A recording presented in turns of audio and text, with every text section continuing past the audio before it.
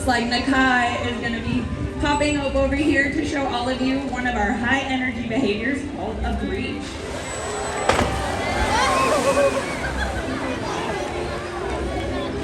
Now Nakai just turned 20 a few months ago and was actually one of the first whales that I got to start working with as a new trainer here.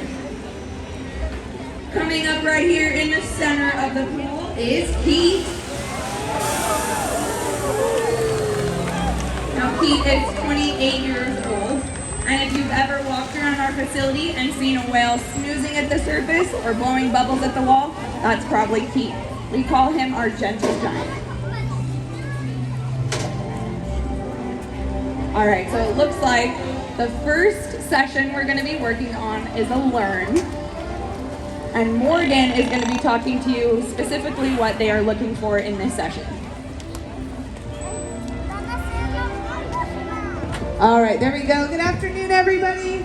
Welcome. Thank you guys so much for joining us. As Nicole said, our first session for our presentation today is going to be a training session. Hannah and I over here are going to be working with Keet. He's one of our larger whales. He weighs about 9,000 pounds. Now, because he weighs so much, Keet sometimes likes to take a little bit of advantage of his weight, and he doesn't quite get maybe as high as we'd like him to, or his criteria can be a little bit low at times. So what Hannah and I are going to be working on today is a behavior called a belly breach. And what we're working on with Keet is just getting his criteria higher. So what that means is he already knows this behavior. He's very comfortable doing it, but we're working on him getting used to us asking and expecting him to get a little bit higher out of the water. All right, so Hannah and I are going to be using some target poles. I've got what we call a mega target pole, which I'll be pulling out. You guys can see just how big it is. Obviously, these animals are quite large, so we need pretty big tools to be able to help us tell them where to go. So this target pole acts as an extension of my arm. Keet is trained to follow the tip of that bead all the way up there, and I can use that to lead him through this behavior. All right, we're ready to go, Hannah. Perfect. So she's asked the signal.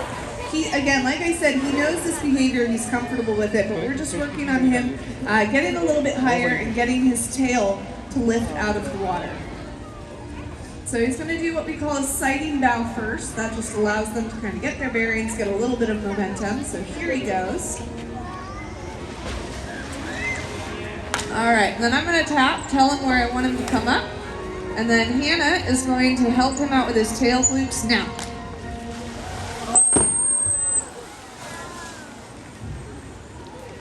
So that was awesome. You guys obviously heard the whistle pretty loudly. Sorry about that. Our whistles tell the whales when they've done the correct thing, so that was really, really good for him. You guys probably saw just how big he is. And what we're looking for is we want to be able to see that gap underneath his belly, which you guys probably saw right before that huge splash.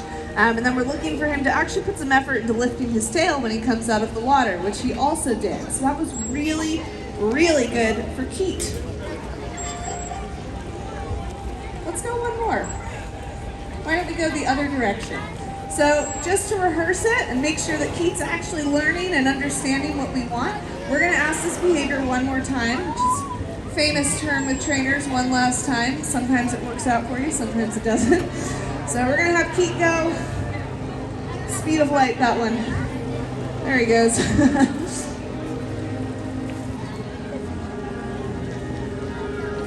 All right, guys, let's cheer Keet on. Here he goes. 9,000 pounds of whale coming up and out of the water. Yes, there we go. All right. Here he comes.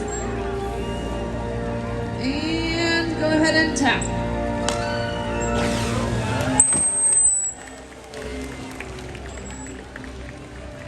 Awesome. Thank you guys for your support.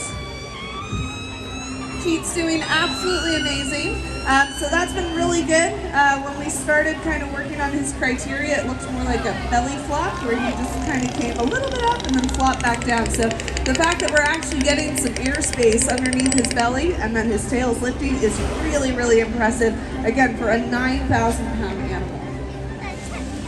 All right, well, we've showed you guys a little bit of what training looks like. I'm going to pass it on to Nicole. We're going to go into some husbandry with these guys, and she can tell you a little bit more about the husbandry practices that we do here.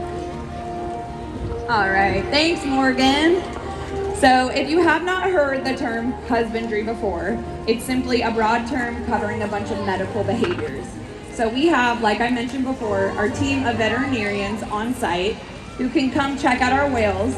They do routine things to make sure that their health looks good.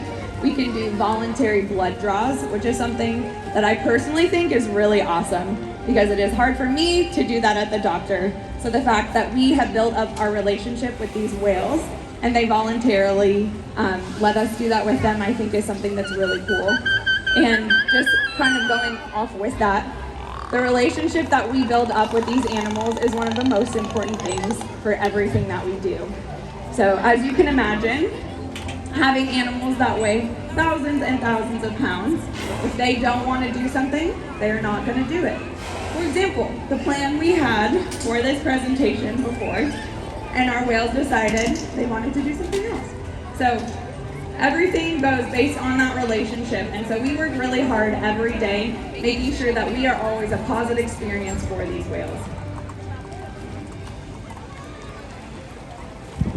Now Delaney here, over here at the slide out, is working with Nakai, and she is demonstrating one of those line up behaviors. You can see that Nakai lined himself up, and he is actually holding himself there. So Delaney has her hands on his tail just to let him know he's doing the right thing, but she is not holding him there at all. And these whales actually have veins that run along the inside of their tails called tail flukes, and our veterinarians are able to draw blood from those veins.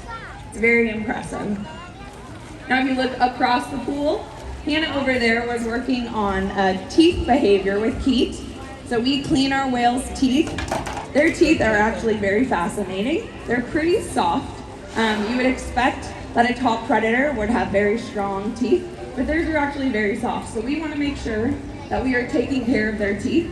So we're able to clean them every day, check out their mouths in entirety, and make sure everything looks good there. Other things we can do with our whales are getting breath samples. This is just another thing we can send to our veterinarians, and they can look at and make sure everything looks good with our whales. Another thing that some of our females are trained to do is slide up sideways and actually give us a urine sample, which is pretty interesting to watch as well. Now we work on checking our whales over their entire bodies every day, making sure everyone looks good and looks healthy. And we can call all our vets to come check out our whales if we do have any concerns.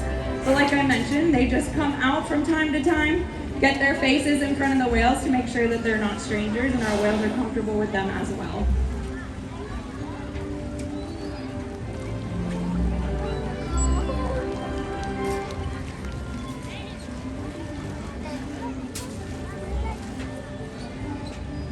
Part of building up that relationship so we can work on these medical behaviors is play, which is another session type that we can do. We can mix in play kind of with any of our sessions as well. And it's something that our whales seem to really enjoy and helps build up that relationship with them.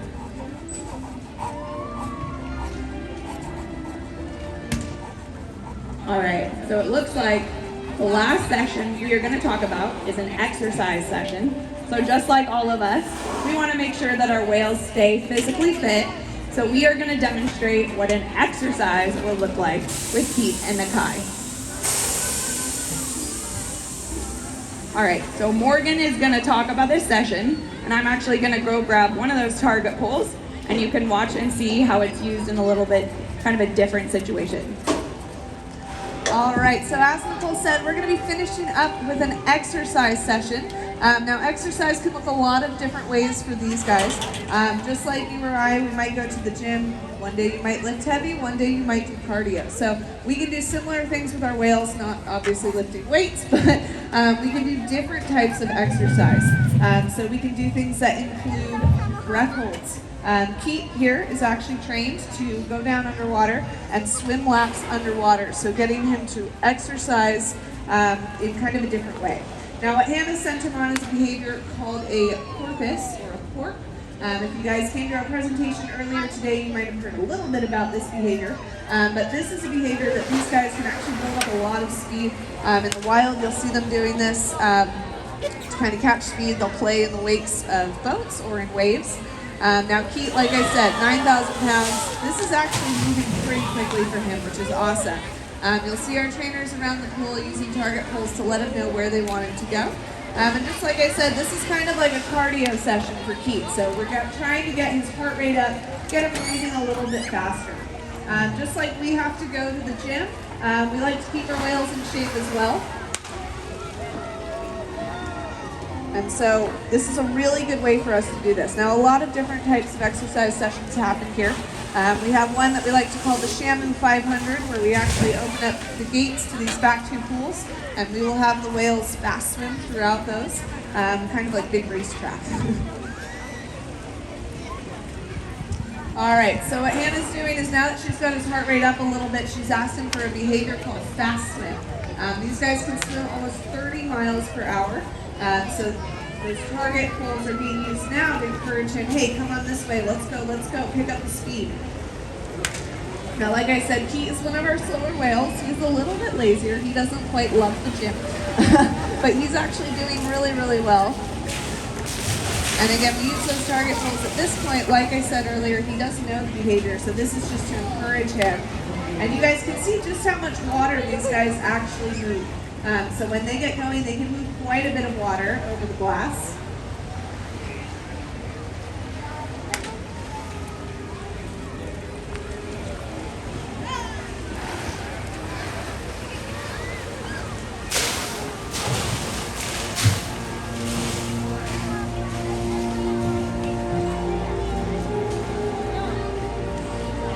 All right, so we've got Nakai coming out now for his portion of the exercise session.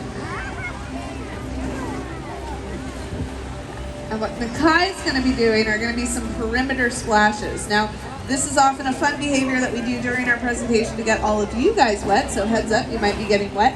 But it still is a really good form of cardio for these guys because they're having to kick their fluids to push a lot of water.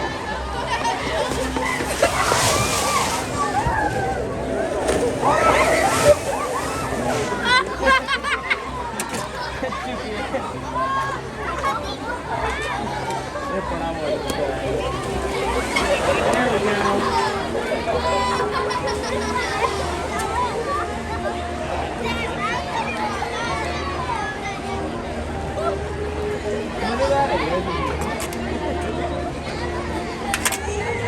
So the biggest part of our exercise sessions, the main thing that we're looking for is honestly just to keep these guys moving. We want to keep them going, we want to keep them moving so they don't have time to really sit still and let their heart rate kind of come down.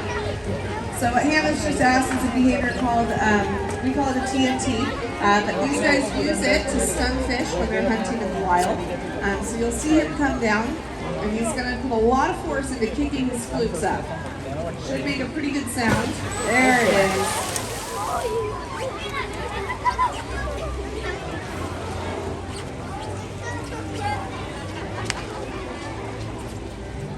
A lot of what we're trying to do here is really just make high energy behaviors. Like I said, those can look different, but it's a good way to get them moving. So that was really nice for Nakai. Nicole's called him over, and what we're looking for is for him to kind of just keep going so we can tire him out a little bit and again get that heart rate up.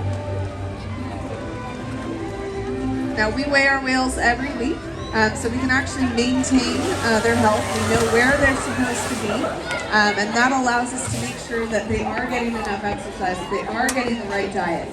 Both of those aspects are really important things to obviously the care of killer whales.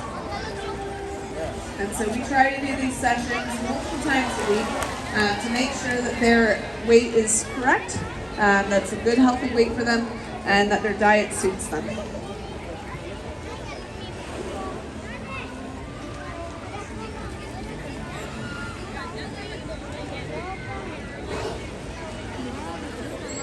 So this is another behavior that we can use to get Keet really kicking his tail loose.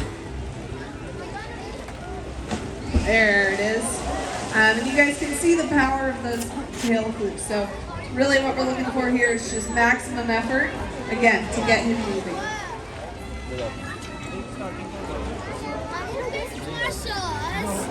Yes. All right, we've got Nakai coming around for one last fast swim, and then Nicole, I'm going to pass it back to you. Thank you guys so much for joining us. I hope you guys had a really cool time seeing some of the sessions that we do with our whales.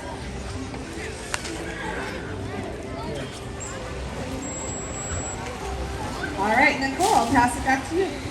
All right, let's go ahead and give our whales and our behaviorists another big round of applause. We want to thank all of you for joining us today. And Nakai and Keet are joining us for one final goodbye.